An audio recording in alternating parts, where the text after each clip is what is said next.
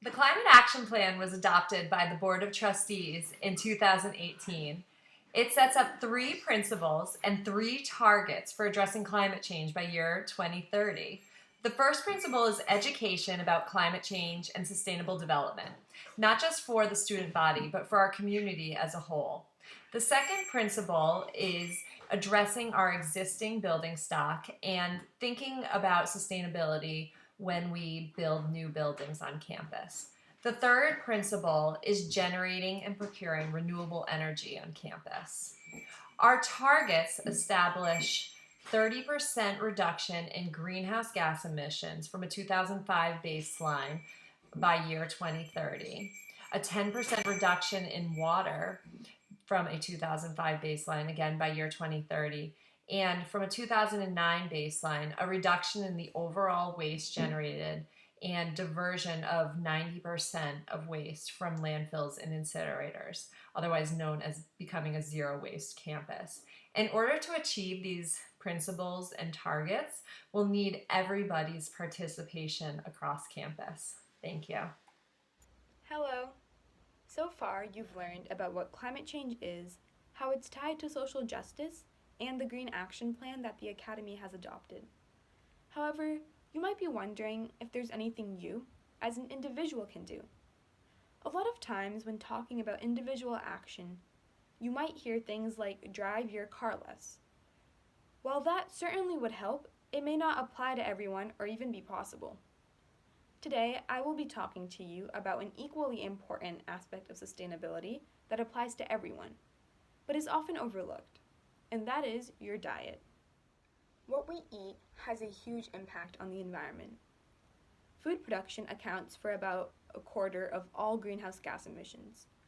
Farmers are gradually adopting sustainable practices to grow food and raise livestock that substantially cut down on emissions.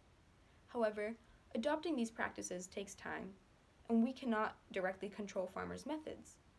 What we can control, though, are the choices we make every day when selecting the food we eat. In general, animal-based products are much more polluting than plant-based products. For example, according to National Geographic, beef production uses 20 times the land and emits 20 times the emissions as growing beans per gram of protein. Eating less meat and dairy, and instead opting for healthy plant-based foods like whole grains, healthy oils, and more produce, nuts, and legumes is not only better for the environment, but also better for our health. But of course, reducing the amount of meat you eat or going vegetarian or vegan is not practical or possible for many people. If that's you, don't worry. By being smart about what meat you choose, you can still help the planet. Choosing pork or poultry-based products over cow, lamb, and goat meat can significantly cut emissions. According to Smithsonian Magazine, a national study of U.S. eating habits and their carbon footprints found that if the average American chose chicken over beef every day for a year, they could cut their carbon footprint nearly in half. That's roughly equal to the emissions produced by driving a car for 3,700 miles. 3,700 miles is more than the distance between Boston and San Francisco. This shows just how much of an impact eating habits have on the environment. To sum it up, try to reduce the amount of meat and dairy you consume, and if that's not possible, choose meats like chicken or pork over beef. I really hope you learned something and decide to eat a little greener. Now I'm going to pass it on to Carlos, who will talk about the dining program. Hi everyone, here are the basic sustainable features for our fall dining program. Peresky will use compostable packaging and containers to store food. Every meal will also include plant-based options for students. When you're done eating, students should compost their containers, remaining food, and napkins in provided compost bins. These will be around residence halls and in dining tents around campus. Any waste from meal preparation will also be composted by Peresky. It's also super important to make sure you have a reusable water bottle because all water fountains have been shut off. They will only be able to fill up water bottles, and the dining program will not offer any beverages for lunch and dinner in order to avoid single-use plastics. Thank you. Andover's Climate Action Plan establishes a goal to be zero waste, defined as 1. a 90% diversion of waste from landfills or incinerators, and 2, a decrease in overall waste generated by 2030. As of 2018, Andover had a 60% waste diversion, meaning we will have to divert around 30% more of our waste in 10 years. Although it might seem like an ambitious target, we as students can play an influential role in Andover's waste diversion program by developing these simple recycling and composting habits that will gradually propel us towards our zero waste goal. Andover offers single-stream recycling in the blue dumpsters across campus. Paper, cardboard, plastic bottles, glass, and aluminum cans can go in the single stream. Keep in mind that the following items do not belong in your single-stream recycling. Plastic bags. When taking your recyclables to the dumpster, you might use a plastic bag to help carry your items. But remember not to dump the plastic bag along with the recyclables.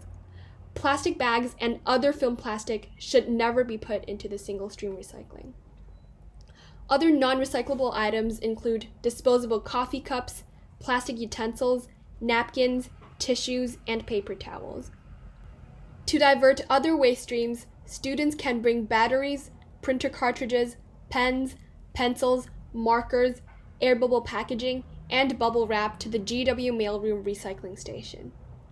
Donatable goods, bulky items, electronic waste, and wood should go to the Abbott campus recycling station. Students can also participate in the Green Move-In and Move-Out each year to donate discarded materials to charities.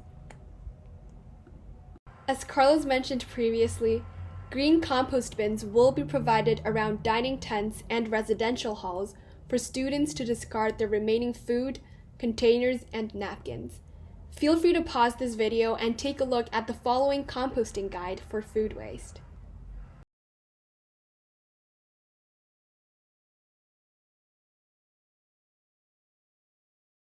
While we can compost food, we have to remember the better option of simply finishing our meals. In the US, 40% of food is wasted per year, while 1 out of 6 children in the US live under the state of food insecurity. The 1.3 billion tons of global annual food waste is more than enough to provide for the 821 million undernourished people in the world. Therefore, it is really important that we as Andover students become part of the solution and not the problem by reducing our waste, finishing our meals, and taking up good composting and recycling habits. I'll now turn it over to Sonia, who will talk about sustainable gardening.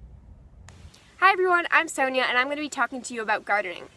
Last year, 10% of the human-produced carbon emissions came from agriculture. Although not everyone can invest in an electric car, we can all change the way we think about food. For example, you can start eating more locally and investing in a local farmer's market in your town. Along with this, you can grow your own garden, like I've been doing this past summer. Keep your eye out for updates on the garden that we're going to be growing on campus on Rapidy Field. Thank you. Alongside the measures taken to improve Andover's sustainability as a campus, the education component of the Climate Action Plan is incredibly important to the Phillips Academy Sustainability Coalition.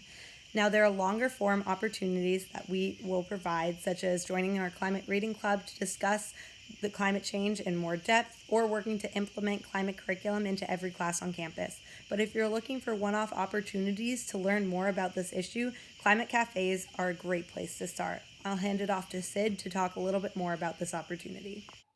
Climate cafes are another great opportunity to get involved in our on-campus sustainability efforts.